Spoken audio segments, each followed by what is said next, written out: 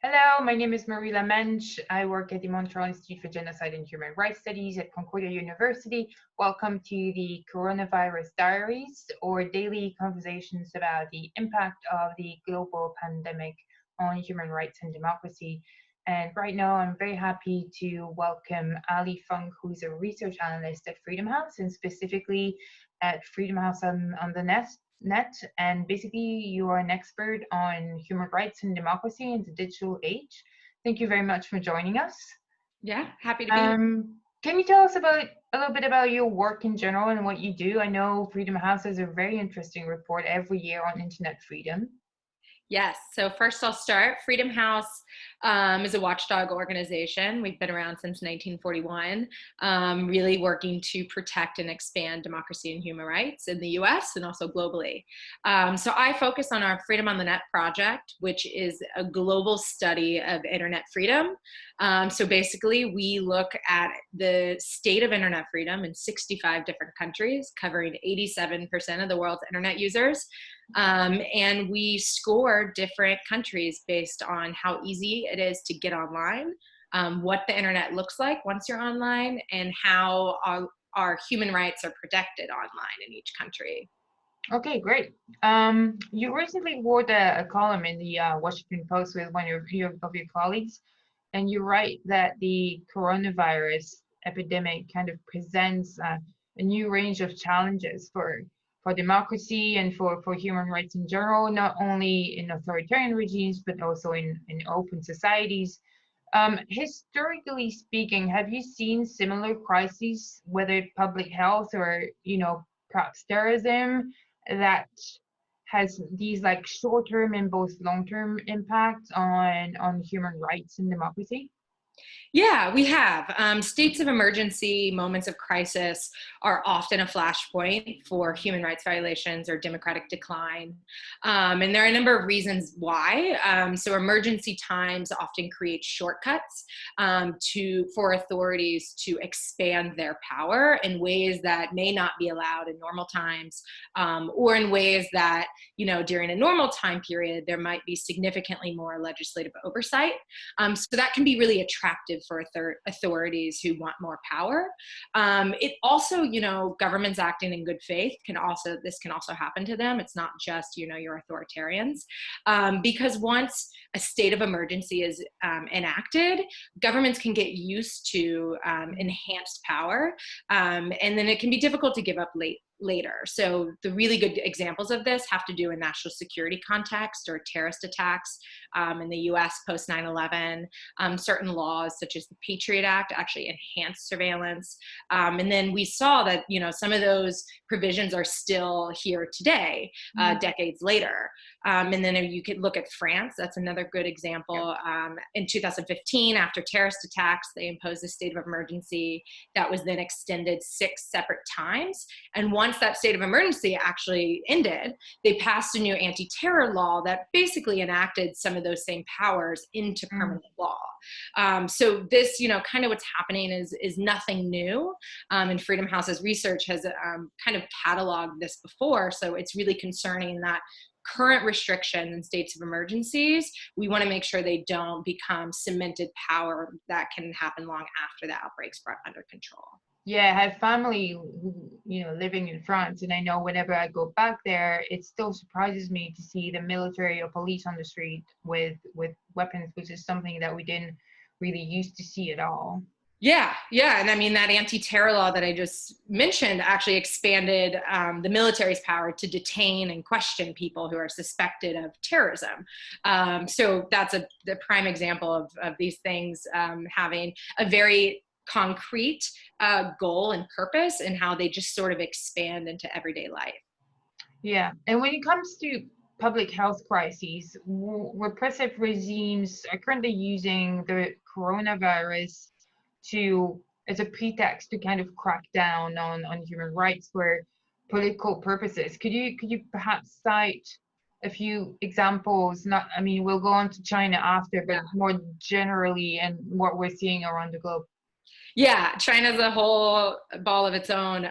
But I think there's really sort of like three categories of restrictions that we're seeing. The first one has to do with the free flow of information and censorship. Obviously, there's China, who's targeted journalists and removed content from platforms. But, Egypt has also targeted a Guardian journalist for reporting numbers that were at odds with government reports.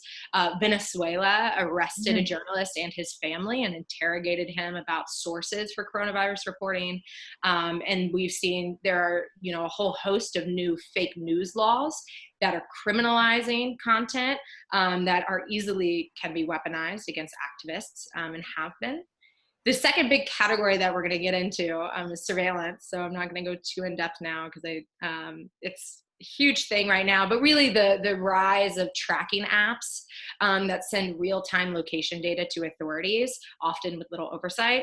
And then these, increase of broad sharing agreements between the private sectors, whether they're social media companies or telecommunication services, or credit card companies in the case of South Korea, that very intimate information going directly to authorities with limited oversight, avenue for appeal for folks. So that's, sort of the surveillance package. There's also this whole emerging technology enhancing thermal scanners and facial recognition. And then the last kind of category we're seeing has to do with increase in arrests and detentions of particular groups of people. So here is really where we're seeing coronavirus exploited. So let's look at Cambodia, for example. Cambodian authorities have had years-long crackdown on the opposition. Now they're citing coronavirus as a reason to surveil and detain, opposition figures. The same in Azerbaijan. This is honestly one of my, favorite examples is police in Azerbaijan cited a gathering and mass restriction to actually shut down an opposition office that only had 4 people in it. So clearly not a mass gathering. Yeah. And then just ordinary folks who are being arrested and detained for social media posts in places like Turkey or Thailand, who are just talking about the virus or saying they don't agree with how their government handled it, are really getting cracked down on. Yeah. So let's talk about China. One of the reasons China is interesting is first because it's where everything kind of originated from, and we have seen the whole propaganda, conspiracy theory, narrative evolve over time. But I'm also interested in kind of the technology, for example, or surveillance that's being used, because we also know that China can easily export these technologies to other countries. So I was wondering if you could talk a little bit about the more repressive measures that you have seen coming from China, not just confinement, but also perhaps some drones that have been used or facial recognition tools. Yeah, definitely.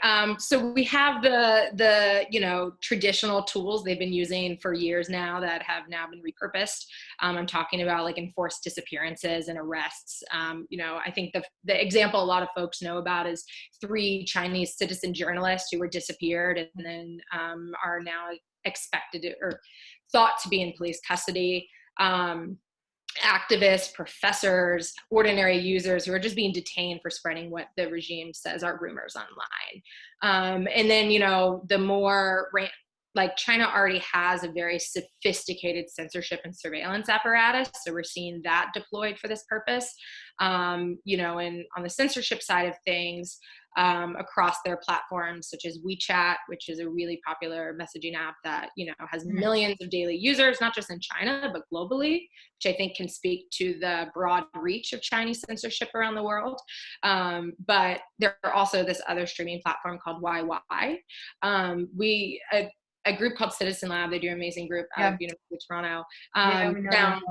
They're absolutely fantastic folks, really helpful research for us.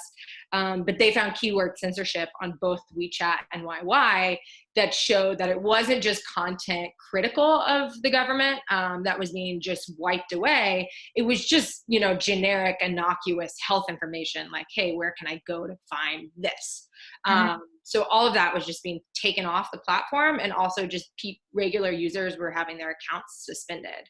And then on the surveillance side, We know that they've kind of rolled out these new invasive contact tracking apps and quarantine apps.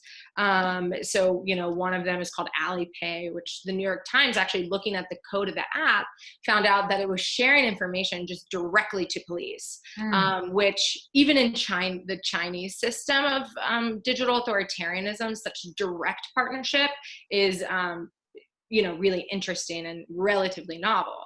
And then on like the facial recognition side, which is fascinating too, is they're claiming to do all these new upgrades with thermal scanners and facial rec and other AI enabled tools. So one company called SenseTime actually announced that they're creating new facial rec that can identify folks even with a mask on. So it's can be sometimes difficult to tell the accuracy of such claims, but it just shows the extent to which the Chinese government and a lot of these companies are just sophisticating all the tools that they already have.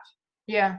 Do you, are we seeing these tools? Do you think they were also used against the Uyghurs? We know that the Uyghurs, are trapped in camps, and I know there was a lot of technology being used against them to monitor them. Are there the same tools that have kind of been expanded to, do you think, to the larger Chinese population?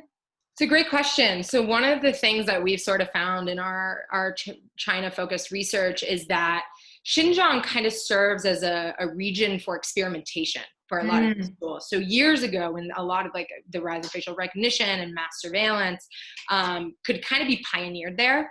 And then once they found that it was, effective in social and political control, it then started to spread to other parts of the country. I think the short answer would definitely be yeah.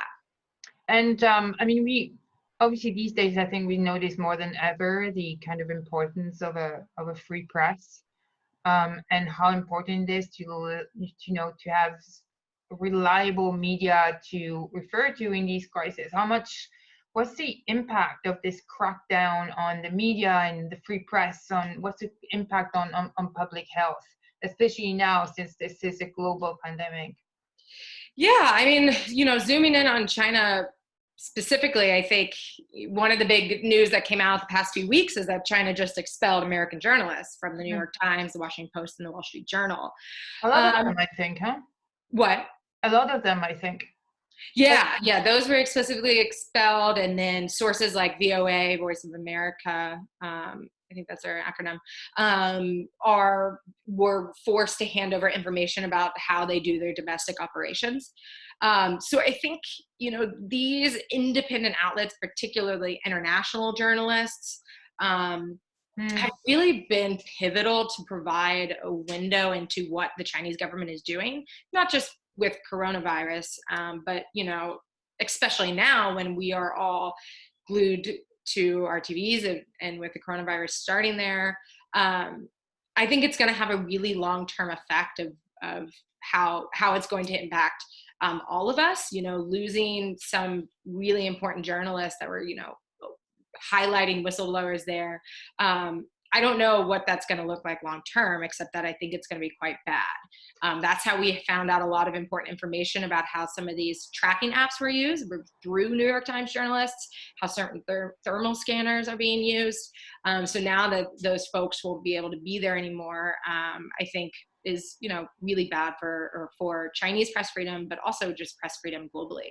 Yeah, but we spoke to a few experts and researchers on this, and they say they're learning now a lot about how the Chinese kind of propaganda and system works just by looking at the ecosystem right now, and kind of strange collaborations between Russian and Chinese media, and then Iran jumping on the bandwagon all the time and having the same kind of narrative. So I think it will be important to watch in the future as well. Yeah, definitely. Another question about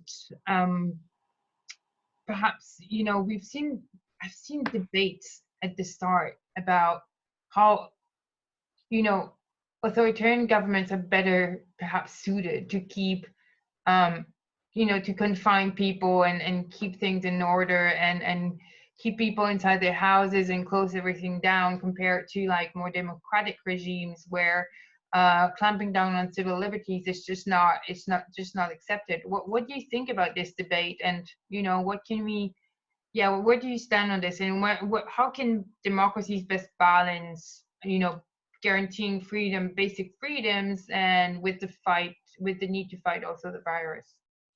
It's a great question. I think it goes as no surprise as a human rights and democracy researcher. I don't agree with the premise that authoritarian countries are better at this stuff.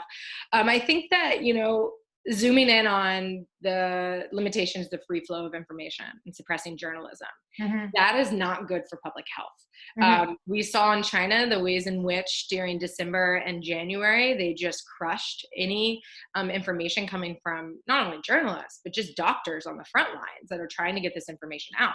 That took away essential time that could have been used to really protect people and try to get a hold of the virus.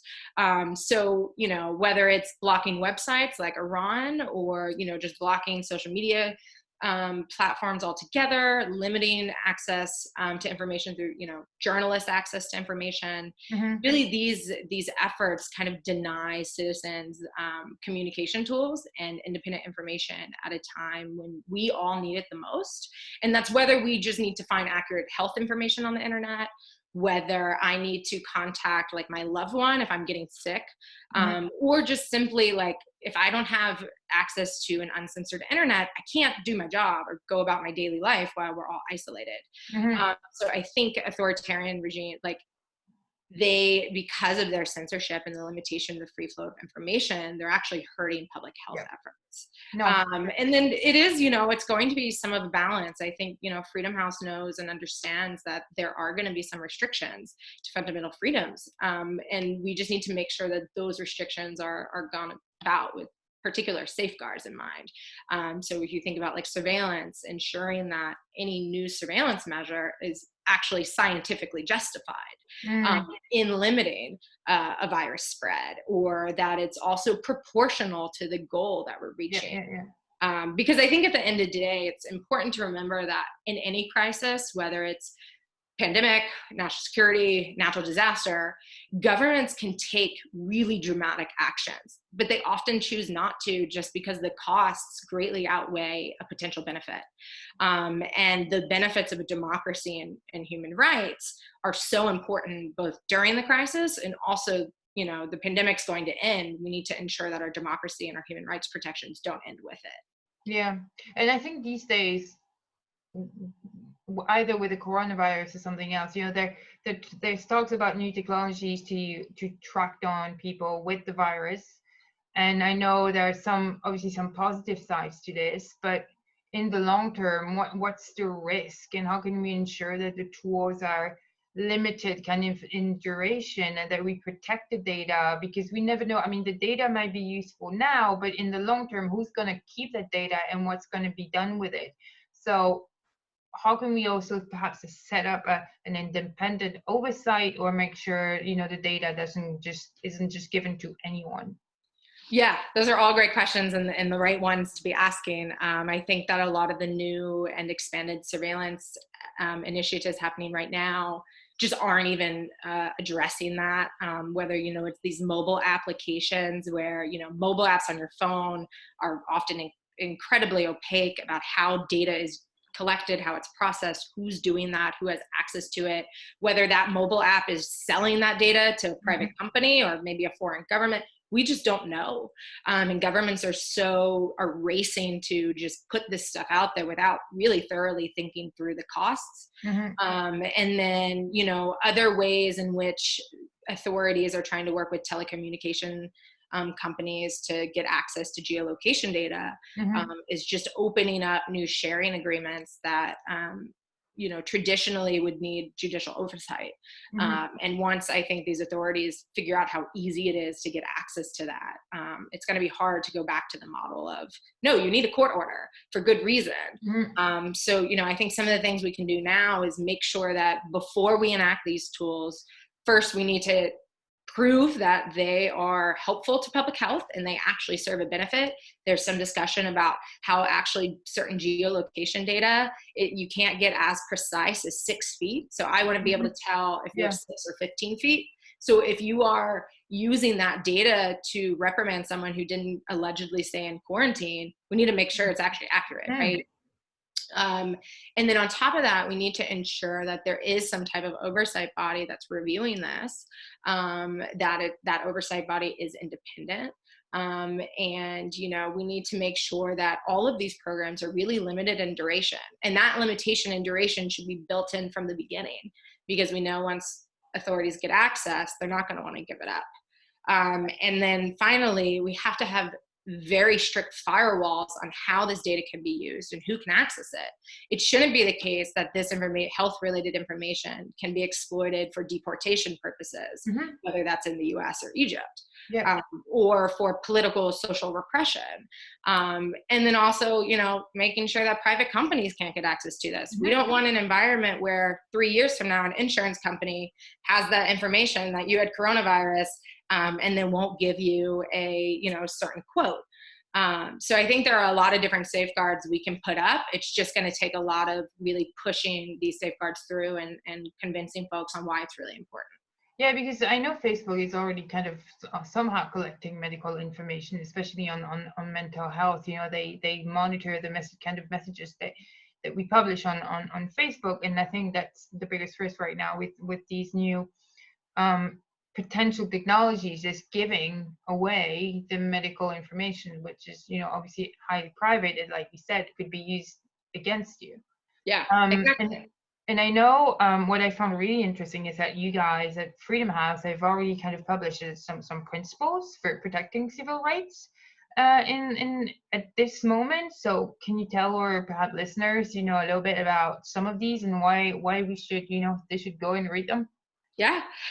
So Freedom House, we've been working really hard on what we can do to protect democracy and rights during a pandemic. We understand that this is a grave threat to public health right now. But we also have seen, Freedom House has been doing research on democracy for decades. So we understand how emergency measures can be adopted to combat dangers now, and then how they can be exploited later or have discriminatory impacts or harmful effects. So we came up with 5 key principles that we want governments to keep in mind while they're enacting certain restrictions. And these different categories that we cover is states of emergency. We cover restrictions to free assembly, association, and movement, censorship, surveillance, and then the last one is free and fair elections, which is a really interesting discussion of how do we hold free and fair elections during times of social distancing. Especially in the United States. So yes, we have a big election coming up in November. And right now we're having our primaries. Yeah, so it's really important right now, and Freedom House's position on what we need to do versus when a delay might be okay. We lay out some really big thresholds that need to happen before you can delay. But the top line of all of the 5 different principles is really that, any restrictions must be clearly communicated and transparent, well-grounded in law, limited in duration, and then necessary and proportionate to protecting public health. So, whether it's surveillance, free assembly restrictions, free assembly restrictions might make a lot more sense to limit right now versus something, the free flow of information. There's no reason that needs to be limited right now. So we apply these different guidelines to different restrictions of human rights and democratic principles to kind of get at what we think government should be doing. And then over the next few weeks, what we plan to do is kind of roll out new analysis that looks at different components of these principles and kind of does a deep dive into them, so people can kind of learn our thinking around what's justified and what's not. Oh, that's great. I'm looking forward to it. Well, Allie, thank you so much. My guest today was Allie Funk. She's a research analyst at Freedom House. Thank you very much for your work. I know all of us working in human rights are actually very busy, even though we're working from home. Yes. So thank you for the good work, and I hope we can talk soon. Thank you. Yeah, thank you so much. Bye-bye. Bye.